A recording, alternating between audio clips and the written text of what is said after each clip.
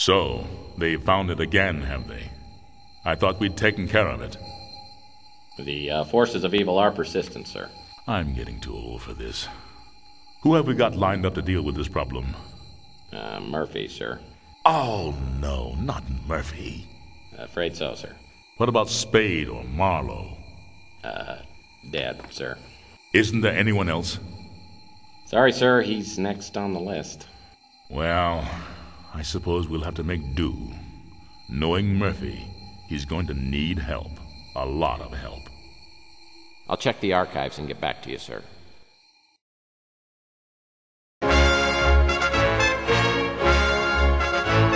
News of the day. As the Second World War enters its final days, Allied forces are on the march.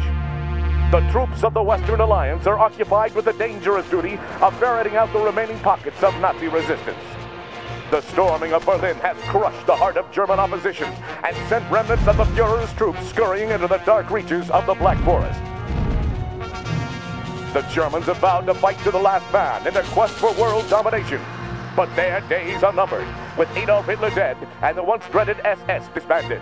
The Allies have exposed the workings of the Nazi war machine and found it festering with ancient blood cults, whose rituals and ceremonies are too astonishing and barbaric to detail. Allied forces will not rest until the last cult member has been revealed and captured.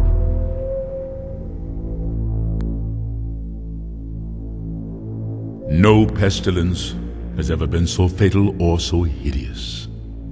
Blood was its avatar and its seal, the redness and horror of blood.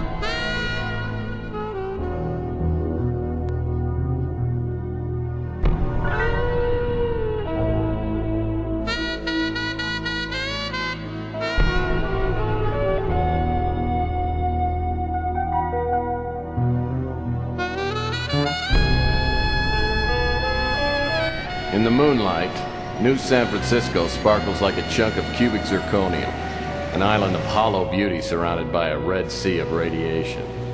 5 million souls drowning in gamma rays. Some lucky people have a natural immunity to genetic mutation caused by the radiation. I'm one of them. Most of them live in the new city, but I don't. I live among the unlucky souls, the mutants and the destitute, and the wreckage of old San Francisco. My name's Tex Murphy. I'm a private detective. Or at least I used to be. Since my marriage hit the rocks, I haven't done much of anything. I went out tonight for the first time in a week, but all I ended up doing was spending the last of my money on a bottle of cheap bourbon. Now it's past midnight, and I'm staring out of the window of my office on the second floor of the Ritz Hotel.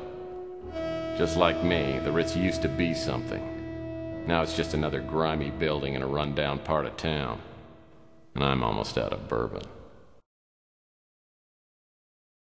My God, Murphy, you look like hell.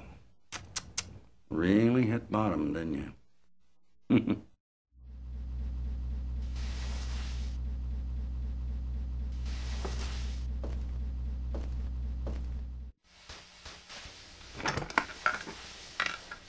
Oh, I usually don't look this bad.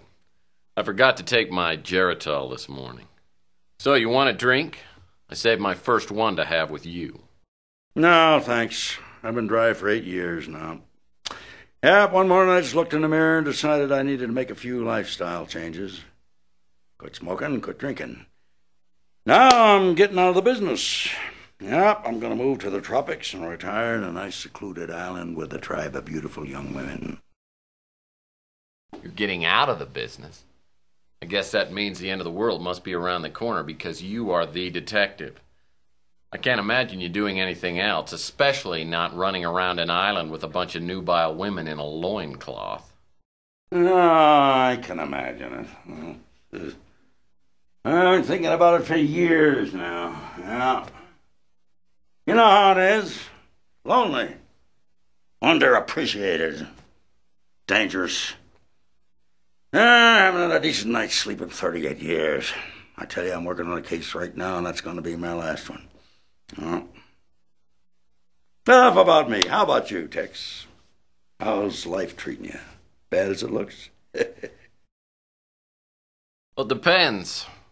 What day is it anyway today? Saturday? Well, Saturdays aren't too bad. It's normally Thursday by the time I get really suicidal. So what is it you wanted? Just come by to sprinkle a little salt into the open wounds of my pathetic life?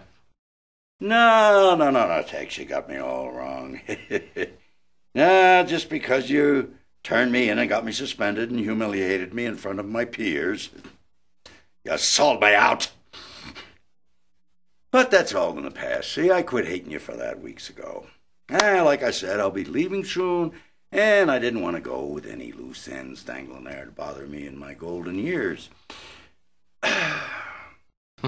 Hey, don't worry about me. When you tossed me out of the agency, it was the best thing that ever happened.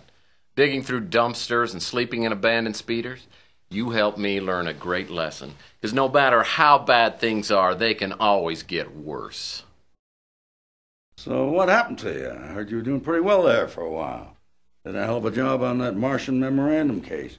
What's your problem? You one of those people who can't live with success? Huh? Well, I can live with it. I'm just afraid of commitment.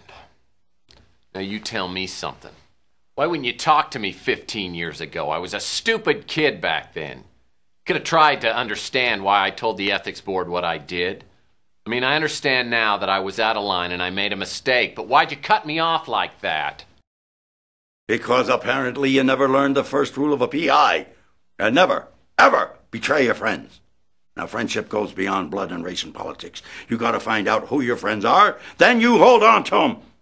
They're a precious commodity to people like me and you. Now listen, before I go, I came here with a warning. I heard your name mentioned in connection with a case that I'm working on, and you stay out of it. If you don't, somebody's gonna find you floating in the bay with a hole in your head, and I don't need any more strain on my conscience. You know, frankly, I'm pretty insulted. Because I'm a pretty damn good detective, and I can take care of myself, thank you. No! Just remember what I said, Tex. Got no idea what kind of people we're dealing with here. Just keep out of my way. I'll send you a postcard.